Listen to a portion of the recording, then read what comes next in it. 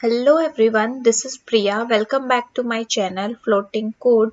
आज मैं आपको बताऊंगी कि पैंडास डेटा फ्रेम में नैन वैल्यूज़ का क्या मतलब होता है। तो शुरू करते हैं। सबसे पहले यहाँ पर मैंने अपनी पैंडास लाइब्रेरी को एज पीडी इंपोर्ट कर लिया है और ये मेरा डेटा फ्रेम है जिसको कि मैंने इस CSV फाइल से रीड किया है यूजिंग दिस read_csv फंक्शन। अगर आपको इस फंक्शन के बारे में और जानना है कि इसे कैसे यूज करते हैं तो आप लिंक चेक कर सकते हैं डिस्क्रिप्शन बॉक्स में। अब हम लोग अपना डेटा सेट देख लेते हैं। ये मेरा डेटा सेट है और यहाँ पर आप देखेंगे कि यहाँ पर 5 कॉलम्स हैं, name, sold, review, rating and fragrance. लेकिन अगर आप इस रो को देखें तो आप देखेंगे कि इसमें 2 ही वैल्यूज हैं जबकि हमारे पास टोटल कॉलम 5 हैं।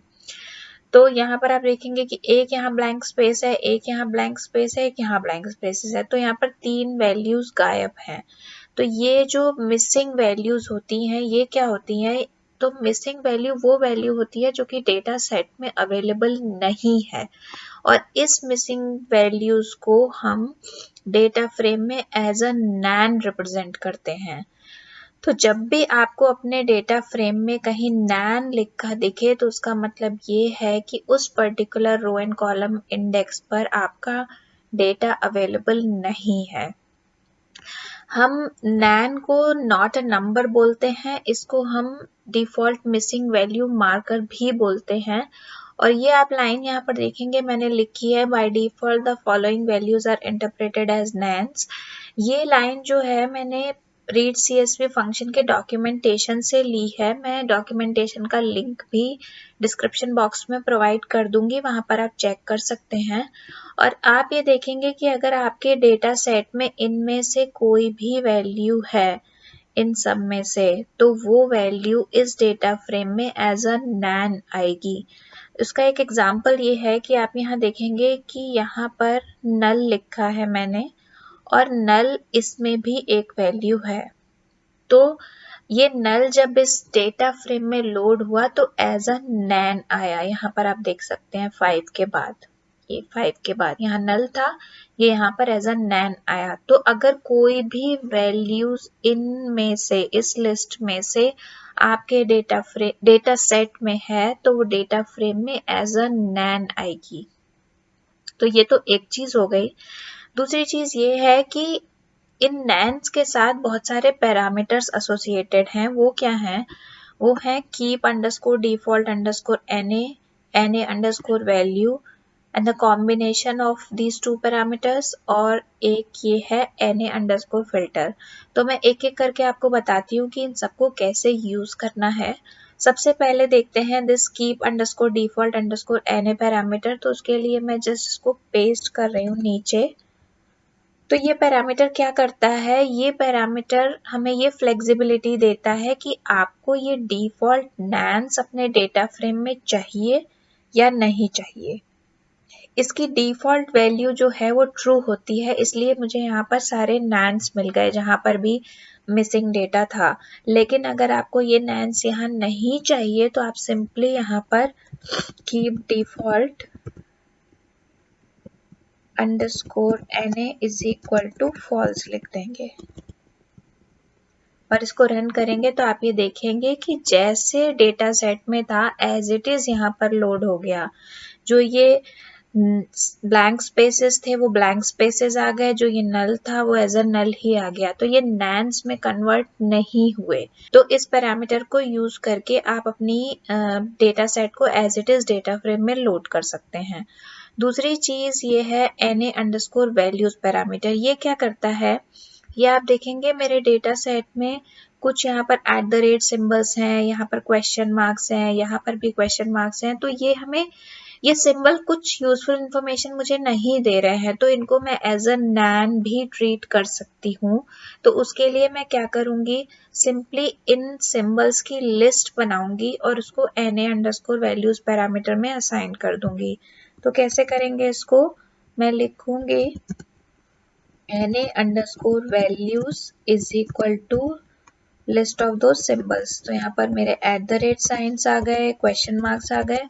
और अगर अब मैं इसको रन करूँ तो आप ये देखेंगे, इससे अगर हम कंपेयर करें तो जहाँ जहाँ पर भी ये सिंबल थे, यहाँ पे और यहाँ पे, वहाँ पर अब नैन्स आ गए, यहाँ पे और यहाँ पे। तो इस तरीके से हम एक लिस्ट को इस NA_values पैरामीटर को असाइन करते हैं। दूसरी चीज़ एक ये है कि यहाँ पर भी क्वेश्चन मार्क है मेरे पास नेम कॉलम में और यहाँ पर भी है फ्रेग्रेंस कॉलम में। लेकिन अगर आप ऐसा चाहते हैं कि आपके पास नेम कॉलम के जो क्वेश्चन मार्क्स हैं वो एज इट इज़ आए, लेकिन जो फ्रेग्रेंस कॉलम के क्वेश्चन मार्क्स है वो नैन की फॉर्म में आए, तो वो भी आप कर सकते हैं। तो उसके लिए आप ये लिस्ट यहाँ से हटा देंगे और यहाँ पर मैं एक डिक्शनरी लिखूंगी। उसमें जो कीज होंगी वो हमारा कॉलम नेम होगा। तो यहाँ पर है फ्रेग्रेंस, क्योंकि फ्रेग्रेंस वाले क्वेश्चन मार्क्स को मैं हटाना चाहती हूँ, और जो वैल्यू होगी वो वैल्यू होगी जिसको आप एज अ नैन कन्वर्ट करना चाहते हैं। तो अगर आप इसको रन कर दें तो आप देखेंगे कि ये question mark as it is आ गया, लेकिन ये क्वेश्चन मार्क जो है वो नैन बन गया। तो इस तरीके से आप इस NA_values पैरामीटर को यूज करते हैं। तीसरी चीज है कि इसके कॉम्बिनेशन को, इन दोनों पैरामीटर के कॉम्बिनेशन को कैसे यूज किया जाता है। उसके लिए एक एग्जांपल ये हो सकता है कि मान लीजिए ये जो ब्लैंक स्पेसेस हैं इनको मैं एज नैन्स चाहती हूँ अपने डेटा फ्रेम में, लेकिन इस नल को मैं एज अ नैन नहीं चाहती, मैं इस नल को एज अ नल ही चाहती हूँ डेटा फ्रेम में देखना। तो उसके लिए आप क्या करेंगे, इन दोनों का कॉम्बिनेशन यूज करेंगे। तो आप लिखेंगे keep_default_NA is equal to false, और यहाँ पर आप लिखेंगे NA_values इज इक्वल टू वो जो ब्लैंक स्पेसेस हैं हमारे पास। तो अगर अब आप इसको रन करें तो आप ये देखेंगे कि जो ये नल था वो एज ए नल ही आ गया, क्योंकि यहाँ पर मैंने कीप डिफॉल्ट NA पैरामीटर को फॉल्स दिया है और NA_values को मैं चाहती थी कि एज अ नैन आए, तो यहाँ पर मैंने इसको डिफाइन कर दिया था। तो इस तरीके से हम इनका कॉम्बिनेशन यूज करते हैं। तो ये तो उन कॉम्बिनेशंस की एक पॉसिबिलिटी हुई, बट ऐसे 3 पॉसिबिलिटीज और हो सकते हैं। तो वो क्या क्या हैं, यहाँ पर मैंने एक लेफ्ट हैंड साइड पे लिखा है keep_default_NA पैरामीटर, राइट साइड में लिखा है NA_values पैरामीटर।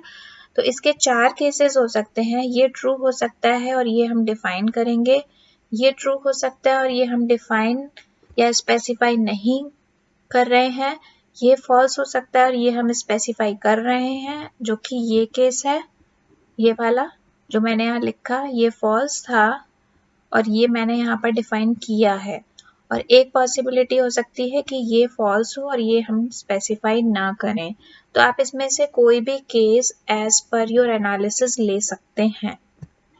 एक और पैरामीटर है NA_filter पैरामीटर। ये कैसे काम करता है, मान लीजिए आपके पास कोई बहुत लार्ज डेटा सेट है और आपको ये पता है कि आपके डेटा सेट में कोई भी नैन्स नहीं है, कोई भी मिसिंग डेटा नहीं है, तो उस केस में आप simply NA_filter is equal to false अगर लिख दें तो ये चेक करने नहीं जाएगा आपके उन नैन्स को, क्योंकि ये ऑलरेडी ये समझ रहा है कि आपके डेटा सेट में नैन्स नहीं है, क्योंकि आपने इसको फॉल्स डिफाइन किया है। तो ये सिंपली एज इट इज आपके डेटा सेट को डेटा फ्रेम में लोड कर देगा। तो ये क्या करता है, अगर बहुत लार्ज फाइल्स हैं तो उनकी रीडिंग परफॉर्मेंस को इम्प्रूव करता है। कोई बहुत लार्ज फाइल है और आपका ऐसा कोई केस हो जहाँ टाइम मैटर करता है और आप ये जानते हैं कि आपके डेटा सेट में कोई भी नैन्स नहीं है, तो simply NA_filter is equal to false लिखने पर ये सिंपली आपकी CSV फाइल को, आपके डेटा सेट को एज इट इज इसमें लोड कर देगा, बिना चेक किए कि उसमें कोई नैन्स एक्सेट्रा है या नहीं। तो इस तरीके से आपकी रीडिंग परफॉर्मेंस को इम्प्रूव करता है। तो इस तरीके से हम इन सब पैरामीटर्स को यूज करते हैं जो कि हमारे नैन्स के साथ एसोसिएटेड हैं। इस वीडियो के लिए बस इतना ही। अगर आपको ये वीडियो अच्छा लगा हो तो आप please like, subscribe and share करें, and hope to see you in the next video soon. Bye.